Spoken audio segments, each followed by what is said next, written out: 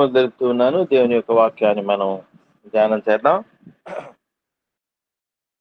సమూయేలు గ్రంథం మొదటి అధ్యాయంలో మరొక విషయాన్ని మనం ఈరోజు ధ్యానించబోతూ ఉన్నాం. ఇక్కడ 3 ప్రశ్నలు ఎల్కానా హన్నాకి వేస్తూ ఉన్నాడు. 3 ప్రశ్నలు. ఈ 3 ప్రశ్నలు కూడాను అప్పుడప్పుడు క్రైస్తవ జీవితంలో విశ్వాసికి ఎదురయ్యేటువంటి ప్రశ్నలుగా కూడా మనం చెప్పుకోవచ్చు.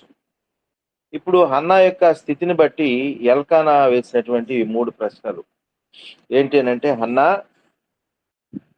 నీవెందుకు ఏడ్చుతున్నావు? భోజనం మానుట ఎలా? మనోవిచారం ఎందుకు కలిగినది?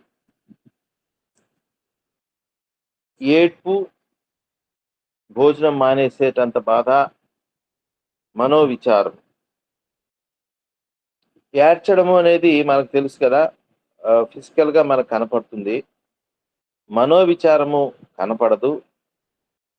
ఎప్పుడైతే ఈ యొక్క బాధ ఎక్కువ అవుతుందో మనం భోజనం చేయటానికి కూడా ఇష్టం ఉండదు. ఈ స్థితికి కారణం ఏంటి? అప్పుడప్పుడు మనకు 1 లేదా 2 లేదా 3 అనుభవాలు మన జీవితంలో వస్తూ ఉంటాయి. ఇక్కడ ఎల్కానా ఎందుకు అని ప్రశ్న వేస్తున్నాడు. ఎందుకు అనేది ఎల్కానాకు తెలియదా? అసలు ఈ స్థితి ఎందుకు వచ్చింది? దేన్ని బట్టి వచ్చింది అన్నప్పుడు ఒక్కోసారి మనం అనుకుంటాము మన యొక్క అంటే 2 రకాలు బైబిల్‌లో మనకు ఇలాంటి పరిస్థితులు వస్తాయి అని బైబిల్‌లో మనకు ఆన్సర్ దొరుకుతుంది. ఒకటి, దేవుని చిత్తానుసారమైనటువంటి దుఃఖము అని చెప్పాలి. అది రక్షణార్థమైన మారు మనసుకు దారితీస్తుంది. అది మంచిదే. అంటే దుఃఖము కూడా దేవుని చిత్తానుసారంగా వచ్చేటువంటి పరిస్థితి. శ్రమలు దేవుని చిత్తానుసారంగా వచ్చే పరిస్థితి. యోబు ఫర్ ఎగ్జాంపుల్. అయితే ఇంకొకటి, మానవుని యొక్క తప్పిదాలు. వాటి నుంచి వచ్చేటటువంటి పరిస్థితి. మొదటిది, దేవుని చిత్తానుసారంగా వస్తే దానికి ఫలితం ఒక రివార్డ్. దానికి శ్రేష్టమైనటువంటి ఫలితం ఉంటుంది. రెండవది, మానవ తప్పిదాన్ని బట్టి దానికి ఒక నెగటివ్ ఫలితం ఉంటుంది. అంటే నెగటివ్ అంటే ఏంటి? నష్టము. అది ప్రయోజనకరం కానిది అని అర్థం. మరి ఇక్కడ హన్నాకు అలాగ రావడానికి కారణం ఏంటి? హన్నా భక్తిపరురాలని మనకు తెలుస్తుంది. హన్నా ప్రియమైన భార్య అని కూడా తెలుస్తుంది. ఆమె పర్సనల్ లైఫ్, ఫ్యామిలీ లైఫ్‌లో కూడాను she is good. In spite of that, అయినప్పటికీ కూడా ఆమె ఎందుకు ఆ బాధకు గురి అయింది అనంటే, మనం లాస్ట్ సాటర్డే మనం ధ్యానం చేసినటువంటి భాగంలో 5వ వచనంలో, యెహోవా ఆమెకు సంతు లేకుండా చేశాడు. దేవుడే చేశాడు. అంటే ఇది దైవ చిత్తానుసారమైనటువంటి పరిస్థితి అని మనం చెప్పాలి. దైవ చిత్తానుసారమైన దుఃఖము, దైవ చిత్తానుసారమైనటువంటి పెయిన్. చివరికి అది ఎలా దారి తీసిందంటే శాశ్వతమైన సంతోషము, శాశ్వతమైన బహుమానం. కాబట్టి మన యొక్క వ్యక్తిగత జీవితంలో, ఆధ్యాత్మిక జీవితంలో ముందుకు సాగుతూ ఉన్నప్పుడు కొన్నిసార్లు వచ్చేటువంటి ఈ యొక్క పరిస్థితులు అవి దేవుని చిత్తానుసారం అయినప్పుడు అవి గొప్ప బహుమానానికి కారణమవుతాయి అని చెప్పాలి. కనుక భక్తుల జీవితాలు, విశ్వాసుల జీవితాలు అవి శ్రమలైన ప్రయోజనకరమైనవి. సో ఇక్కడ హన్నాకు వచ్చినటువంటి పరిస్థితి ఏంటి అంటే, పెనిన్నా యొక్క అవమానం. పెనిన్నా సవతి. సవతికి పిల్లలున్నారు. ఈమెకి పిల్లలు లేరు. కంపారిజన్. ఇతరులు కలిగి ఉన్న దాన్ని బట్టి బాధపడుతూ ఉంటాం మనం. ఆ ఇతరులకు వారికి కలిగిన దాన్ని బట్టి మనం సూటిపోటి మాటలు అంటూ ఉన్నప్పుడు ఆ బాధ ఇంకా ఎక్కువ అవుతుంది. లేదు అనేటువంటి బాధ అనుభవిస్తూ ఉండగా ఇంకా దానిని ఇంటెన్సిఫై తీవ్రం చేసేటువంటి మాటలు, పనులు ఇవన్నీ కూడా ఇంకా బాధని అధిగమింపజేస్తాయి. కాబట్టి ఇప్పుడు అర్థమైంది గదా! హన్న ఎందుకు దుఃఖిస్తూ ఉంది? ఎందుకు భోజనం మానేసింది? ఎందుకు మనోవిచారం కలిగి ఉన్నది? ఒక స్త్రీ జీవితంలో వివాహిత అయినప్పుడు పిల్లలు లేకపోతే అవమానము, ఆ బాధ అంతా ఇంతా కాదు. ఎదుటి పిల్లలను చూసినప్పుడల్లా కలిచివేస్తుంది హృదయం. అలాంటి బాధాతప్త హృదయంతో ఉన్నటువంటి హన్నా. అయితే ఇక్కడ హన్న తన దుఃఖాన్ని, తన బాధని, తన రోషాన్ని, తన కోపాన్ని దాచుకున్నది అనే విషయం మీద మనం మనస్సుంచాలి. యెహోవా కొరకు ఎదురు చూచువాడు నూతన బలమును పొందును దానియేలు గ్రంథంలో ఉంది. హన్నా మనుషుల వైపు చూడలేదు కానీ దేవుని వైపు చూచింది. పెనిన్నా ఆ మాట అన్నప్పుడు తన ప్రియమైన భర్త, తను ఎంతగానో ప్రేమించేటువంటి భర్త ఆ మాట అన్నప్పుడు ఆ పెనిన్నాని పంపించేయి, పెనిన్నాను దూరపెట్టు, పెనిన్నాను బట్టి నాకు ఈ బాధ కలుగుతుంది. ఇవన్నీ ఆమె ఏమి చెప్పలేదు. తనకు అవకాశం ఉన్నప్పుడు కూడా ఏమాత్రం ఇక్కడ ప్రయత్నం చేయలేదు. అన్న ఏం చేసిందనంటే విశ్వాసంతో, రోషముతో దేవుని వైపు మనకొచ్చేటువంటి పరిస్థితులను బట్టి మనం మనుషుల వైపు కాదు సుమా, దాన్ని ఎంత ఎంత సమస్య అయినా తీర్చగల దేవుని వైపు మనం మరలడం, దేవుని మీద ఆనుకోవడం, దేవునిని అడగడం, పొందుకోవడం అనేది ఇక్కడ శ్రేష్టమైన పరిష్కారము అని చెప్పాలి. ప్రియమైన దేవుని బిడ్డలారా, మనం హన్నా జీవితాన్ని నుంచి చాలా మంచి పాఠం మనం ఇక్కడ నేర్చుకుంటాం. అందుకనే ఇక్కడ భర్త యొక్క కన్సోలింగ్ వాయిస్, ఒక కుటుంబంలో ఉండవలసిన భార్యాభర్తల మధ్య ఉండవలసినటువంటి ఆదరణపూర్వకమైనటువంటి మాట కూడా మనం ఇక్కడ వింటూ ఉన్నాం. వెంటనే ఆయన ఏమన్నాడో తెలిసినా? 10 మంది కుమారుల కంటే నేను నీకు విశేషమైన వాడును కానా? 4వ ప్రశ్న. 3 ప్రశ్నలు హన్నాను గూర్చయితే 4వ ప్రశ్న ఎల్కానా యొక్క కన్సోలింగ్ వర్డ్స్, ఆదరించే మాటలు, ధైర్యపరిచే మాటలు, దుఃఖమును మాన్పే మాటలు.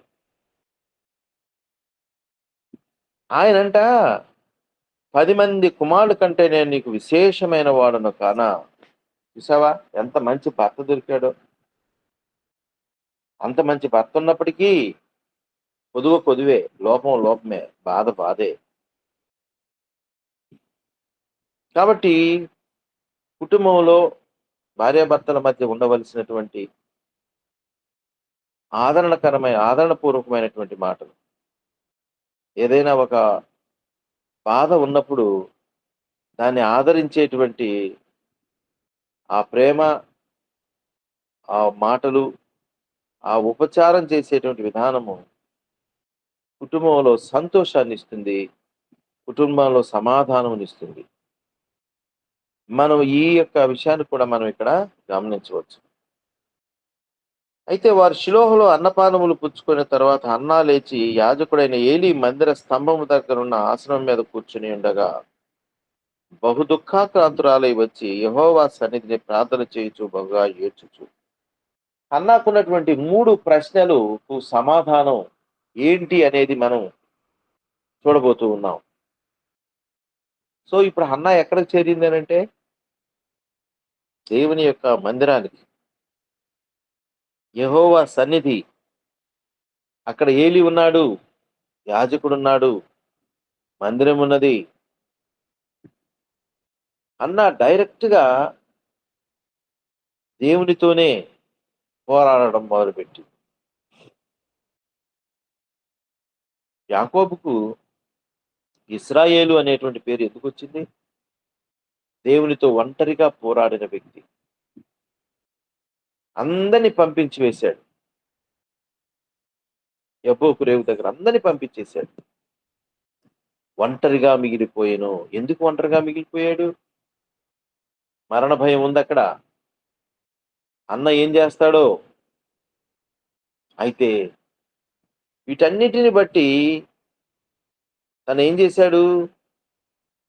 దేవునితో పోరాటం, అనుకూలమైన సమయాన్ని ఏర్పరచుకున్నాడు. అందరిని పంపివేసి ఒంటరిగా దేవునితో పోరాడి గెలిచిన వ్యక్తి. అంటే అక్కడ రాయబడింది ఇశ్రాయేలుగా. దేవుడే మార్చాడు. దేవుడే యాకోబుని ఇశ్రాయేలుగా మార్చాడు. మోసకారితనం నుంచి దేవుని కొరకు నమ్మకమైన వ్యక్తిగా యాకోబు మార్చబడడం మనం అక్కడ చూస్తాం. సరే, ఇక్కడ మరి దుఃఖములో ఉన్నటువంటి హన్న సంతోషభరితురాలు కావడంగా మార్చబడడంగా మనం చూడబోతూ ఉన్నాం. కనుక హన్న దేవుని సన్నిధిలో కూర్చున్నది బహు దుఃఖాక్రాంతురాలైంది. మరి దేవుని సన్నిధికి వచ్చింది, దేవుని మందిరంలోనికి వచ్చింది, దుఃఖంతో వచ్చింది, దేవుని దగ్గర కూర్చున్నది. మరి వెళ్ళేటప్పుడు ఎలా వెళ్ళి ఉంటది అనుకున్నావు? మొక్కుబడి చేసి, మరి మొక్కుబడిని పొందుకున్నటువంటి ఆశీర్వదించబడినటువంటి హన్నాగా ఆమె వెళ్ళడం మనం గమనిస్తాం. అంటే ఆమె వచ్చి పరిష్కారమును పొందుకున్నదై వెళ్ళింది. దేవుని మందిరం, దేవునితో సహవాసం సత్ఫలితాన్ని ఇచ్చేదిగా మనం ఇక్కడ చూస్తూ ఉన్నాం. మన జీవితంలో మనం మందిరాలకు వెళ్తూ ఉన్నాం, మందిరంలో సమయం గడుపుతూ ఉన్నాం, దేవునితో సమయం గడుపుతూ ఉన్నాం, సేవకులతో సమయం గడుపుతూ ఉన్నాం. వెళ్ళేటప్పుడు మనం ఎలాగా వెళుతూ ఉన్నాం? మరి ఇక్కడ ఒక ప్రశ్న నీకు నాకు కూడా. ఎలాగా వెళ్ళాలి పద్మ? ఎలా వెళ్ళాలి? ఆశీర్వదించబడిన వారంగా వెళ్ళాలి, సంతోషభరితులంగా వెళ్ళాలి. అది వాక్యం మనల్ని సంధిస్తే, వాక్యం మనతో మాట్లాడితే, దేవుని ఆత్మ మనల్ని మరి పలకరిస్తే ఆ సంతోషము వేరే సుమా. మన కొదువులు తీర్చబడతాయి, మన ఆత్మీయ స్థితి హెచ్చించబడుతుంది, విశ్వాసం నుంచి అధిక విశ్వాసతలోనికి మన జీవన ప్రయాణం ఉంటుంది. ఇది శ్రేష్టమైన అనుభవము. దీని కొరకు మనం దేవుని దగ్గరకు వస్తున్నాం, మందిరానికి వస్తూ ఉన్నాం. ఒట్టి చేతులతో వెళ్ళటానికి కాదు సుమా, కాలం గడిపి వెళ్ళటానికి కాదు సుమా. పొందుకున్న వారమై వచ్చేటువంటి గొప్ప అవకాశం దేవుడు మనకి ఇస్తూ ఉన్నాడు. వాక్యం వింటూ ఉన్నటువంటి నీ జీవితంలో మందిరమును గూర్చినటువంటి, దేవుని సన్నిధిని గూర్చినటువంటి నీ ఆలోచన ఎలాగున్నది? అక్కడ నా సమస్యలు తీర్చబడతాయి, అక్కడ నా అవసరతలు తీర్చబడతాయి, అక్కడ నా ఆత్మీయ స్థితి పెరుగుతుంది, నా విశ్వాస జీవితం అధిక విశ్వాసలోనికి మారుతుంది. వాక్యము వినుట ద్వారా, నా మనవులు అంగీకరించబడటం ద్వారా. ఎప్పుడైతే మనకు ఇలాంటి విశ్వాసం ఉంటుందో, అందుకనే అన్న ఇంట్లో కూర్చొనే కాదు, తనకు దొరికిన అవకాశం మందిరములకు వచ్చి, ఈరోజు మనకు అన్నా కంటే శ్రేష్టమైన అనుకూలత ఉంది. అదేదో తెలిసినా, ఒకప్పుడు వారు పర్వతాల మీదకి వెళ్ళి ఆరాధన చేయాలి. సమరయ స్త్రీతో జరిగిన సంభాషణలో మనకు దొరికింది. యూదులేమో యెరూషలేముకి వెళ్ళి దేవుని మందిరంలో వాళ్ళు ఆరాధన చేసేవారు. సమరయులేమో పర్వతాల మీద పోయి మొక్కుబడులు చెల్లించి ఆరాధించేవాడు. అందుకని అన్నారు, యేసుప్రభు అన్నాడు, వాటికంటే శ్రేష్టమైన ఆరాధన తండ్రిని ఆత్మతో సత్యముతో ఆరాధించేటువంటి కాలం రాబోతుంది, వచ్చి ఉన్నది అన్నాడు. అదే ప్రారంభం. అక్కడ ఇద్దరున్నారు సుమా. ఆరాధనకు యోగ్యుడున్నాడు. ఆరాధన మనస్సుతో ఉరువిళ్ళుతున్నటువంటి సమరయ స్త్రీ ఉన్నది. అందుకని ఇప్పుడు వచ్చే ఉన్నది అనేటువంటి మాట ప్రారంభమైంది. అక్కడే ప్రారంభమైంది శ్రేష్టమైన ఆరాధన. ఆత్మతో సత్యముతో తన పాప జీవితాన్ని ఒప్పుకున్న సమరయ స్త్రీ, అది సత్యము. ఆత్మ ప్రేరేపణ ఉంటేనే మనం ఒప్పుకుంటాం సుమా. పరిశుద్ధాత్మ దేవుని యొక్క గొప్ప కార్యం ఏంటి? పాపములను ఒప్పింప చేయుట. అర్థమవుతుందా? కడగబడేటువంటి అనుభవము, కడగబడుటకు మనము ఇష్టపడితేనే దేవుడు ఆ కార్యం చేస్తాడు.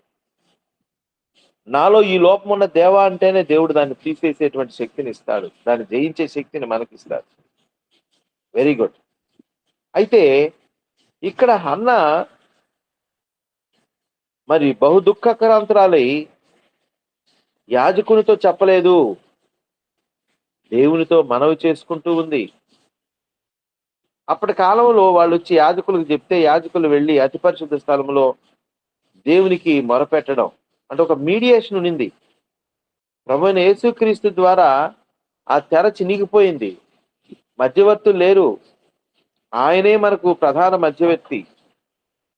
ఇప్పుడు డైరెక్ట్ గా దేవుణ్ణి మనం ప్రార్థించేటువంటి అనుభవం, దేవునితో స్నేహం, యేసు ప్రభు యొక్క బలియాగం ద్వారా డైరెక్ట్ అటాచ్మెంట్ ఉంది. ఆమె తన కోపం, తనలో ఉన్నటువంటి ఆ యొక్క దుఃఖం అంతటినీ కూడాను ఇక్కడ ఆ మాటలో 16వ వచనం అంటాడు, నీ సేవకురాలిని నన్ను పనికిమాలిన దానిగా ఎంచవద్దు. ప్రవక్తకి ఎలా కనపడుతుంది హన్న? ఆమె పెదవులు కదులుతూ ఉన్నాయి, మాట రావటం లేదు, ఏదో వ్యక్తీకరిస్తూ ఉంది. యాజకునికి అర్థం కావటం లేదు. ఏలీకి మరో విధంగా అర్థమైంది. ఏంటి అంటే ఆమె మత్తురాలై వచ్చిందేమో, ద్రాక్షారసం తీసుకొని ఆమె వచ్చి ఆ పనులు చేస్తుందేమో. ప్రియమైన దేవుని బిడ్డలారా, లోకానికి మన యొక్క మరి విశ్వాసం కావచ్చు, మన భక్తి జీవితం కావచ్చు, మన సువార్త ప్రకటన కావచ్చు పిచ్చిగా కనపడవచ్చు, లోకానికి వేరేగా కనపడవచ్చు, లోకానికి పనికిమాలిన కార్యక్రమాలుగా, పాపంలో ఉన్నవాడికి అవి పనికిమాలిన కార్యక్రమాలుగా కనపడవచ్చు. కానీ దేవునికి అవి అమూల్యమైనటువంటివి అనే విషయాన్ని మనం ఇక్కడ జ్ఞాపకం చేసుకోవాలి సుమా. ఎందుకయ్యా వీళ్ళు ఆదివారం అయితే లేచి సువార్త ప్రకటించుకుంటా పాపి పాపి అంటూ ఉంటారు, అది వాళ్ళకు బోరింగ్. అర్థమైందా? ఎందుకు వీళ్ళకి ఏం పని లేదా? ఎప్పుడు లేచి ప్రార్థనలు అంటారు, ఎప్పుడు లేచి వాక్యం అంటారు, ఎప్పుడు లేచి ప్రైజ్ దిలాడు అంటారు. ఎక్కడ ఇద్దరు ముగ్గురు కూడితే అక్కడ ఇదే మాటలు వీళ్ళకి. లోకస్తులు కూడితే లోకపు మాటలు, పరిశుద్ధులు కూడితే పరిశుద్ధమైనటువంటి మాటలు. నిన్న వినీతోళ్ళ కాలేజీకి ఇన్స్పెక్షన్కి వెళ్తే మా మాటల్లో అక్కడ ఉన్నటువంటి అనాథ పిల్లలను గూర్చి, ఇది మనము గమనించేటువంటి వాతావరణం. లోకస్తులు కూడితే లోకమును గూర్చి, డబ్బును గూర్చి, ఎలా సంపాదిద్దాం, ఎలా జీవిద్దాం, ఎలా ఎంజాయ్ చేద్దాం, ఇవే. కాబట్టి ఇక్కడ అన్యులకి ఒకవేళ మనం వేరేగా కనిపించవచ్చునేమో. ఇక్కడ మనం దానికి సూచనగా ఏలి అంటున్నాడు, అన్నా యొక్క ప్రార్థన ఏలికి అర్థం కాలేదు. మౌన ప్రార్థన, మౌన పోరాటం. అసలు ఆమె ఏం ప్రార్థన చేసిందో తెలుసా మనకు? చూడండి, శ్రేష్టమైన ప్రార్థన చేసింది ఇక్కడ. సైన్యములకు అధిపతి ఒక యెహోవా 11వ వచనం, నీ సేవకురాలనైన నాకు కలిగి ఉన్న శ్రమను చూచి నీ సేవకురాలనైన నన్ను మరొక జ్ఞాపకం చేసుకొని నీ సేవకురాలనైన నాకు మగపిల్లను దయచేసిన ఎడల 3 రిక్వెస్ట్లు పెడుతూ ఉంది ఆమె, విత్ కండిషన్స్. ఒక కండిషన్తో 3 మనవులు, శ్రేష్టమైన మనవులు. ఆ మనవులు కూడా మరి స్వతంత్ర పూర్వకమైనటువంటి హక్కుతో కూడినటువంటి మనవులు, ప్రార్థన అని చెప్పాలి. ఏమన్నదో తెలిసిన 3 సార్లు గమనించారా? నీ సేవకురాలనైనా, నీ సేవకురాలనైనా, నీ సేవకురాలనైనా. ఎంత ధైర్యం ఉండాలి ఆ మాట. ఆమెంట దేవునికి ఎలా అప్పగించుకున్నదంటే సేవకురాలుగా అప్పగించుకుంది. నా దేవా, దేవుడు భక్తుడు, నా తండ్రి, తండ్రి కుమార్తె లేదా కుమారుడు, ఓ ప్రభువా, యజమాని, సేవకుడు, ఇవన్నీ రిలేషన్స్. ఇక్కడ హన్న సేవకురాలిగా దేవునికి అప్పగించుకుంటూ చెప్తూ ఉంది. తను ఎలాగా ఉండాలనుకుంది? దేవునికి సేవకురాలుగా. నీ సేవకుడినైన నేను. అలా చెప్పాలని చాలా ధైర్యం ఉండాలి. సేవకుడికి ఎప్పుడు స్వేచ్ఛ ఉండదు సుమా. యజమాని ట్రారా అంటే రావాలి, పోరా అంటే పోవాలి, కూర్చోమంటే కూర్చోవాలి. లేట్ అయితే 2 అయినా 3 అయినా అప్పుడు అన్నం తినాల్సిందే. సేవకుడు చేతులు కట్టుకొని ఉండాల్సిందే. నో ఫ్రీడమ్ యజమాని దగ్గర. కానీ యేసు ప్రభు మంచి యజమానుడు సుమా. మనల్ని బానిసగానో లేకపోతే స్వేచ్ఛ లేని వ్యక్తిగాను చూసే యజమానుడు కాదు ఆయన. మరి ఆయన ఇంకొక మాట, స్నేహితుడా అనేటువంటి భావం. ఎంత మంచి యజమానుడు మనకు దొరికాడు, ఎంత మంచి స్నేహితుడు మనకు దొరికాడు, ఎంత గొప్ప ప్రభువు దొరికాడు మనకు. ఆయనలో ఇన్ని బంధాలు మనకున్నాయి, అనుబంధాలు మనకున్నాయి. కాబట్టి ఈమె నీ సేవకురాలు నాకు కలిగి ఉన్న శ్రమను చూచువాడు దేవుడు ఒక్కడే. నీ బాధ, నీ అవసరత, నీ యొక్క స్థితిని చూచేవాడు దేవుడు అనే విషయాన్ని జ్ఞాపకం చేసుకోవాలి. ఫస్ట్ చూడు నాయనా, ఆమె కోరుకున్నది. దేవుడు చూడాలి నా శ్రమని, వేరే వాళ్ళు ఎవ్వరూ కాదు. భర్త కూడా చూశాడు, కానీ శ్రమకు తగిన సొల్యూషన్ అక్కడ లేదు. ఓదార్పు మాత్రం ఉంది. ఓదార్పు ఉంటే చాలా? చెప్పండి, ఓదార్పు ఉంటే చాలా? Mummy I love you, daddy I love you అంటే సరిపోద్దా? ఆ ప్రేమకు ఫలితం రావాల్సిన పని లేదా? విశ్వాసం ఉంటే చాలా? దానికి తగిన క్రియలు బయటకు రావాల్సిన పని లేదా? బ్రదర్ నేను నిన్ను ప్రేమిస్తున్నానంటే సరిపోద్దా? ఆ ప్రేమ కార్యరూపం దాల్చక్కర్లేదా? సిస్టర్, మనం చాలా మాటలు చెప్తాం, అవి మాటల వరకే ఫలితం, కానీ అక్కడి నుంచి క్రియ రాకపోతే, అందుకని క్రియలు లేని విశ్వాసము మృతము. అది భర్తలో కానివ్వచ్చు, భార్యలో కానివ్వచ్చు, సంఘంలో కానివ్వచ్చు. క్రియలు లేకపోతే ఆ విశ్వాసం మృతమే, చనిపోయినట్టే. నేతి బీరకాయ లాంటిదే. పేరు నేతి బీరకాయ ఉంది, కానీ దానిలో ఏమాత్రం నెయ్యి ఉండదు, నెయ్యి వాసన కూడా ఉండదు. అది ఎందుకు పెట్టారో కూడా తెలియదు. బహుశా ఇట్లాంటి ఉదాహరణ కోసమేనేమో. కనుక ఇక్కడ నా శ్రమను చూచి నీ సేవకురాలనైనా నన్ను మరొక జ్ఞాపకం చేసుకొని దేవుని జ్ఞాపకాలలో మనం ఉండిపోవాలి. హన్నా ఉన్నది సుమా. ఎలాగ చెప్పగలం? 6వ వచనంలో హన్నా గర్భాన్ని దేవుడు మూశాడు. హన్నా దేవుని యొక్క ఏర్పాటులో ఉన్నది, దేవుని జ్ఞాపకాల్లో ఉన్నది, దేవుని చిత్తంలో ఉంది, దేవుని ప్రణాళికలో ఉంది. ఎందుకు మూశాడు? దేవుడు హన్నాకి ఒక గొప్ప గిఫ్ట్ ఇవ్వబోతూ ఉన్నాడు. ఆ గిఫ్ట్ తనకు కావాలి. ఆ బహుమానము తనకు ఒక పాత్ర, ఆ పాత్ర హన్నా నుంచి రావాలి. యోగ్యురాలు ఎవరా అని చూశాడు, హన్నా. అయితే ఇంకా ఆ యోగ్యత చాలదు. ఎందుకు అనంటే రాబోవాడు ఒక గొప్ప ప్రవక్త, దేవుని యొక్క మౌత్ పీస్. ఇహలోక సంబంధాలకి లొంగేవాడు కాదు. అందుకనే బాలుడైన సమూయేలుని దేవుని మందిరంలో విడిచిపెట్టినప్పుడు ఓ అమ్మ అని రాకుండా, ఓ నాయన అని రాకుండా బాలుడు దేవుని మందిరంలో ఉండిపోవటానికి ఇష్టపడ్డాడు. చిన్న వయసులోనే, పాలు మానిన వెంటనే. ఎవరైనా ఉంటారు అట్లా పిల్లలు? అమ్మా నాయన తిరగరా, పరిగెత్తరా? ఆ వయసులోనే ఎక్కువ అటాచ్మెంట్. ప్రియమైన దేవుని బిడ్డలారా, ఇక్కడ మనం నేర్చుకోవాల్సిన,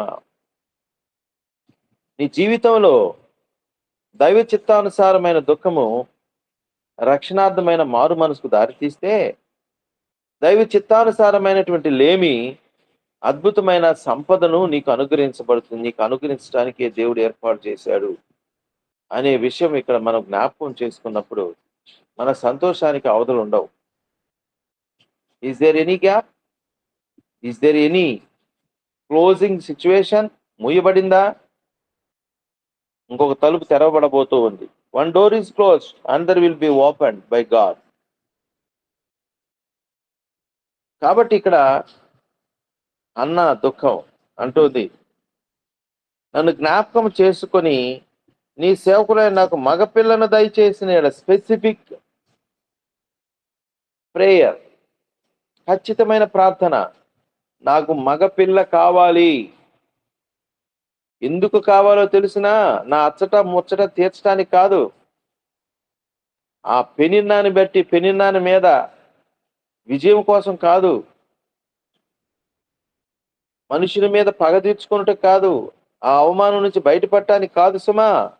ఎందుకనంటే ఇక్కడ వానిని చూడు, వాని తల మీదికి క్షౌరపు కత్తి ఎన్నటికి రానిక వాడు బ్రతుకు దినములన్నిటిను నేను వానిని యెహోవానగు నీకు అప్పగింతునని మ్రొక్కుబడి చేసుకొనెను. ఎలాగుంది ఒక మాటలో, దేవా నీవు నాకు ఇస్తే అది నేను నీకు ఇస్తాను. ఎంత మంచి ఒప్పందమో చూడండి, ఎంత మంచి ప్రమాణమో చూడండి. దేవునితో వాగ్దానం, దేవునితో ప్రమాణం, అద్భుతమైనటువంటి ప్రమాణం. మనము చేస్తాం, తప్పిపోతాం. ఇదిగో ఇది జరిగితే నీకు దేవా ఒక 5,000 ఇస్తాను అని తీరా వియ్యబోయేటప్పుడు 500 ఇచ్చారో 100 రూపాయలు ఇచ్చారో తెలియదు. ఇలాంటి వాళ్ళు కూడా ఉంటారు. బిగబట్టడం. దేవుడు ఎప్పుడూ కూడా వ్యాపారం చేసే వ్యక్తి కాదు. మనం ఇచ్చిన దాన్ని బట్టి దీవించే వ్యక్తి కాదు. మొన్ననో ఒక చూశాను నేను. దేవునితో చెప్పడం, చెయ్యకపోవడం. చాలాసార్లు మనం ఒప్పుకుంటాం, దేవా నన్ను క్షమించు, ఇది చేయలేకపోయానయ్యా అని అంటాం, మళ్ళీ చేయలేం. తప్పిపోవడం, కేవలము తప్పిపోవడం. ఒక మంచి మెసేజ్ వచ్చినప్పుడు, వర్తమానం వచ్చినప్పుడు, దేవుడు మాట్లాడినప్పుడు ఒప్పుకుంటాం ఇది చేస్తామని. తర్వాత అది దాటిపోయిన తర్వాత చెయ్యకపోవడం. హన్నా జీవితంలో అలా కాదు. నీకు ఇస్తాననింది. ఆమె యెహోవా సన్నిధిని ప్రార్థన చేయుచుండగా ఏలి ఆమె నోరు కనిపెట్టుచుండెను. ఏలయనగా హన్నా తన మనసులోని చెప్పుకొనుచుండెను. ఆమె పెదవులు మాత్రం కదలుచుండి ఆమె స్వరం వినబడకుండెను గనుక ఏలి ఆమె మత్తురాలై ఉన్నదనుకొని, ఎంతవరకు నీవు మత్తురాలవయ్యుందువు? నీవు ద్రాక్షారసం నీ యొద్ద నుండి తీసివేయమని చెప్పగా, చూసావా మరి ఏలికి ఎలా కనపడిందో? అన్న అంటుంది, అది కాదు నా ఏలిన వాడా, నేను మనోదుఃఖము గలదానై ఉన్నాను. నేను ద్రాక్షారసమునైనను మద్యమునైనను పానము చేయలేదు గాని నా ఆత్మను యెహోవా సన్నిధిని కృమ్మరించుకొనుచున్నాను. ఆత్మను కృమ్మరించే అనుభవంలో ఉన్నటువంటి హన్న. చూసావా, మొదట 3 ప్రశ్నల్లో ఆమె కలిగినటువంటి దుఃఖము, ఆమె కలిగినటువంటి అన్నం మానేసేటువంటి బాధ, మనోవిచారం అంతా కూడాను ఆమె ఏం చేసిందనంటే దేవుని యొక్క సన్నిధిలో కృమ్మరించేటువంటి అనుభవంలోనికి హన్నా మార్చుకున్నది. కనుక దేవుని యొక్క సన్నిధిలో వ్యక్తపరచడం, కృమ్మరించేటువంటి అనుభవం మనం నేర్చుకోవాల్సి ఉన్నది. నీ సేవకురాయన నన్ను పనికిమాలిన దానికి ఎంచవచ్చు, అత్యంతమైన కోపకారం బట్టి బహుగా నిట్టూర్పు విడిచి నాలో నేను దీనిని చెప్పుకొనుచుంటున్నాను. అంతటి ఏలి నీవు క్షేమముగా వెళ్ళము, ఇశ్రాయేలు దేవునితో నీవు చేసుకున్న మనవిని ఆయన దయచేయునుగా కానీ ఆమెతో చెప్పగా, ఆమె యొక్క జవాబు మరి యాజకునికి చాలా సంతోషాన్ని ఇచ్చింది సుమా. అక్కడే హన్నా దేవునితో ప్రార్థన చేస్తే సమాధానం ప్రవక్త ద్వారా వచ్చింది. చూసావా, హన్నా దేవునికి మొరపెడితే, కుమ్మరిస్తే, అడిగితే అది ఎక్కడి నుంచి వచ్చిందంట రిప్లై? ఏలి ద్వారా. ఏలి అన్నాడు, సంతోషంగా వెళ్ళు, క్షేమంగా వెళ్ళు, ఇశ్రాయేలు దేవునితో నీవు చేసుకున్న మనవిని ఆయన దయచేయునుగా కానీ అని చెప్పగా, ఆమె అతనితో నీ సేవకురాలు నేను నీ దృష్టికి కృప పొందునుగా కానేను. తరువాత ఆ స్త్రీ తన దారిని వెళ్ళిపోయి భోజనము చేయుచు నాటి నుండి దుఃఖము కనుట మానెను. అయిపోయింది. ఆత్మలో సంతోషం, సంతృప్తి పొందియున్నాననే విశ్వాసము, ఆ విశ్వాసం ఉనింది కాబట్టి దుఃఖము ఇంకా దుఃఖపడలా, ఇక భోజనం మానేలా, హ్యాపీ.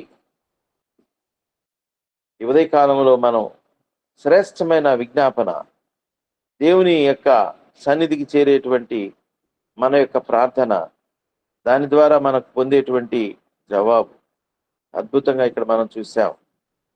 కాబట్టి ఈ వాక్యం చేత మనం మరి ఎంకరేజ్ చేయబడాలి. ప్రార్థన ఎలా, దేవుని సన్నిధిలో మనం ఎలా ప్రేయర్ చేయాలి, ఎలా కనిపెట్టాలి, ఎలా పొందుకోవాలి అనేటువంటి విషయాన్ని మనం నేర్చుకున్నాం. దేవుడి యొక్క వాక్యాన్ని మన వినికిడిలో ఫలింప చేయను గాక. ఆమేన్. అందరికీ వందనాలు. ప్రార్థన చేసుకున్నాం. ప్రేమగల తండ్రి, కృపగల యేసయ్య, నీ ఘనమైన ఉన్నతమైన నామానికి వందనాలు, స్తుతులు, స్తోత్రాలు తండ్రి. ఈ ఉదయకాలం సమయంలో చేరినైనా నీ పాద చెంతలోనైనా మమ్మల్ని చేర్చబడిన విధానాన్ని బట్టి నీకే స్తుతులు, స్తోత్రాలు నాయన. ఈ సమయం ఉందనైనా నీ కుమారుని సారను బట్టి నాయన నా ప్రభా, ఈ ఉదయకాలం సమయంలో నిలబెట్టినైనా మాతో మాట్లాడిన ప్రతి మాటని నాయన నీకే వందనాలు, స్తుతులు, స్తోత్రాలు నాయన. ఈ సమయం ఉంది తండ్రి నాయన, ముగ్గురు వ్యక్తులను మాకు జ్ఞాపకం చేసిన దేవా నీకే స్థుతులు, స్తోత్రాలు తండ్రి. అవును నాయన నా ప్రభా, ఎల్కాను గురించి, అన్నాను గురించి, పిన్నీని గురించి తండ్రి నాయన, ఐదుగునైనా అన్నాకున్నానైనా బాధను బట్టి నాయన నీకే స్థుతులు, స్తోత్రాలు తండ్రి నాయన. అవును నాయన, తనకున్న బాధను నాయన మీరు మాత్రం తీర్చగలిగిన దేవుడు తండ్రి నాయన. అయ్యా తనకి ఎంతగానో ప్రేమించే భర్త ఉన్నప్పటికీ నాయన, ఓదార్పు మాటలు చెప్పినప్పటికీ నాయన, తన గుండెల్లో వేదన బాధన నాయన చూస్తున్న దేవుడు మీరే తండ్రి నాయన. యేసయ్యా నీకే స్తుతులు, స్తోత్రాలు తండ్రి నాయన. ఐదుగునైనా ఒక స్త్రీకి తండ్రి నాయన నా ప్రభా, గర్భఫలం లేనప్పుడు ఎంతో మందినైనా దూషిస్తారు తండ్రి నాయన. అటువంటి తండ్రి నాయన నా ప్రభా, నేనైతే ఎన్నో నాయన నా ప్రభా రకాలుగా నాయన ఇబ్బంది చేసినప్పటికీ తండ్రి నాయన, అవన్నీ పట్టించుకున్నప్పటికీ నాయన నీ వైపు చూచింది తండ్రి నాయన నా ప్రభా. నాయన నీ సన్నిధిలో తండ్రి నాయన తన బాధనంతా కూడా తండ్రి నాయన నా ప్రభా నీ పాద చెంత తండ్రి తన కన్నీటితో నాయన పాదాలు తుడిచింది తండ్రి నాయన నా ప్రభా. ఆమె వేదన బాధను చూచిన దేవుడు తండ్రి నాయన, నీ కృపలో జ్ఞాపకం చేసుకున్న దేవుడు తండ్రి నాయన. నాయన నీకులో నా ప్రభ ఫలించే కృపను నాయన నా ప్రభ ఆ కుమార్తెకి దీవించిన దేవుడు తండ్రి నాయన. అన్నాకున్న విశ్వాసం ఈ దినాల్లో మాకుందా తండ్రి నాయన. ఈ సమయం ఉంది నాయన నా ప్రభ మీరు జ్ఞాపకం చేసిన దేవుడు తండ్రి నాయన. మేమైతే తండ్రి నీ ద్వారా నాయన మేలులైతే పొందుకుంటామే కానీ నాయన, ఆ మేలులు పొందుకున్నప్పుడు నాయన నిన్ను మర్చిపోయే స్థితిలో మేము ఉన్నామేమో తండ్రి నాయన. ఈ సమయం ఉంది మాకు జ్ఞాపకం చేసిన దేవుడు తండ్రి నాయన. నీకే స్థుతులు, స్తోత్రాలు నాయన. ఒకవేళ ఆ స్థితిలో మేము పడిపోమన్నాము తండ్రి నాయన, ఒక్కసారి మమ్మల్ని జ్ఞాపకం చేసుకొని నాయన మమ్మల్ని క్షమించమని అడుగుతున్నాం నాయన. అన్నాక కలిగిన హృదయాన్ని మాకు దయచేయమని అడుగుతున్నాం తండ్రి. అన్న అయితే తండ్రి నాయన నా ప్రభా, నీ పాదాలు పట్టుకొని తండ్రి నాయన నీ సన్నిధిలో తండ్రి నాయన నీ నిడిచిపెట్టకుండా తండ్రి నాయన నా ప్రభా, తన నోటు మాట రాకుండా తండ్రి నాయన తన హృదయంతో తండ్రి నాయన నా ప్రభ నిన్ను స్థుతించిన విధానాన్ని బట్టి నాయన నీకే స్థుతులు, స్తోత్రాలు నాయన. అటువంటి గొప్ప కృప మా అందరికి దయచేయమని అడుగుతున్నావు నాయన. నాయన నా ప్రభా, తను చేసిన ఒప్పందం అయితే తండ్రి నాయన ఎంతో విలువైనది తండ్రి నాయన. తండ్రి నాయన నా ప్రభా, నాయన నాయన నేనైతే నీ సేవకురాలనైనా నా ప్రభ జ్ఞాపకం చేసుకున్నది తండ్రి నాయన. ఎంతో విలువైన మాటలు తండ్రి నాయన నా ప్రభా. జీవము కలిగిన దేవానికి స్థుతులు, స్తోత్రాలు తండ్రి నాయన నా ప్రభా. నాయన ఒక గొప్ప ప్రణాళికను బట్టి నాయన నా ప్రభా, ఏదైతే తను అడిగిందో తండ్రి నాయన, నాకు ఒక మగ బిడ్డని ఇచ్చినప్పుడు తండ్రి నాయన తిరిగి నీకు ఇస్తానని చెప్పిన వాగ్దానం చేసుకున్నది తండ్రి నాయన. తనను బట్టి నాయన నీకే స్థుతులు, స్తోత్రాలు నాయన నా ప్రభా. ఆ వాగ్దానాన్ని నెరవేర్చిన దేవుడు తండ్రి నాయన, నీ కృపలో జ్ఞాపకం చేసుకున్న దేవుడు తండ్రి నాయన. తన ఎంతగానో నాయన నీ సన్నిధికి దుఃఖాకాంతురాయిలైన వచ్చినప్పటికీ తండ్రి నాయన, నీ సేవకుడిని గురించి నాయన నా ప్రభా, నీ సేవకుడితో నాయన మాట్లాడిన మాటలను బట్టి నీకు స్థుతులు, స్తోత్రాలు నాయన. తిరిగి నాయన తన ఇంటికి నాయన సంతోషంతో వెళ్ళినట్టుగా నాయన నా దేవుడు నాకు చేస్తాడని ఒక గొప్ప విశ్వాసం నాయన ప్రణాళిక కలిగి ఉన్నది తండ్రి. దినాలైతే మేము ఎన్నో నా ప్రభా ఇబ్బందుల గురించి ప్రార్థనలు చేస్తామే కానీ నాయన ఆ విశ్వాసం మాలో అయితే లేదు తండ్రి నాయన. అన్నాన్ని జ్ఞాపకం చేసిన దేవా, అటువంటి విశ్వాసాన్ని మాకు దయచేయమని అడుగుతున్నావు నాయన. నీ మీద ఆనుకొని నాయన నా ప్రభా, నాయన మాకు సమీపంగా ఉన్న దేవా, నీకే స్థుతులు, స్తోత్రాలు తండ్రి నాయన. ఇంత గొప్ప దేవుడు మాకున్నాడని తెలుసుకునే జ్ఞానాన్ని మాకు అనుగ్రహించమని అడుగుతున్నావు నాయన. ఈ దినాల్లో అయితే తండ్రి నా ప్రభా, ఏమి ఇస్తారు ఏం తీసుకుంటారని మాత్రమే విశ్వాస భక్తిలోనైనా జీవిస్తున్నారు నాయన. అటువంటి నామకార్థం భక్తి కాదు తండ్రి నాయన నా ప్రభా. మా జీవితకాలం మీరు చేసిన మేలులు ఏది మేము మర్చిపోకుండా నాయన నమ్మకంగా నాయన జీవించే భాగ్యాన్ని మాకు దయచేయమని అడుగుతున్నావు నాయన. నీకే స్థుతులు, స్తోత్రాలు తండ్రి నాయన. వాక్యం చెప్పిన సార్ను జ్ఞాపకం చేసుకోండి నాయన. తను చేస్తున్న ఉద్యోగ రీతిలో కూడా తోడుగా ఉండండి నాయన. తను చేస్తున్న నాయన పరిచర్యను కూడా దీవించండి నాయన. తన కుటుంబంలో నాయన ఇంకా నాయన నా ప్రభా ఆయన సంతోషంగా సమాధానంగా తన బిడ్డలతో నాయన ఆనందంగా నీ సన్నిధిలో గడిపే కృపను దయచేయమని అడుగుతున్నావు నాయన. అయ్యా ఇదిగో నాయన నిశ్చితం అయితే నాయన, నీ రాకడ ఆలస్యం అయితే నాయన, ఇలాగే నాయన నా ప్రభా ఈ గూగుల్ మీట్లో చేరిన ఆయన మమ్మల్ని అందరిని కూడా ఒక కుటుంబంగా ఏర్పరిచినందుకు అయ్యేలాగా నిన్ను స్థుతించే కృప భాగ్యం మా అందరికి అనుగ్రహించమని యేసయ్య నామములో ప్రార్థించి స్థుతించి అడిగి వేడుకుంటున్నాం తండ్రి. ఆమేన్. ఆమేన్. ఆమేన్. ఆమేన్.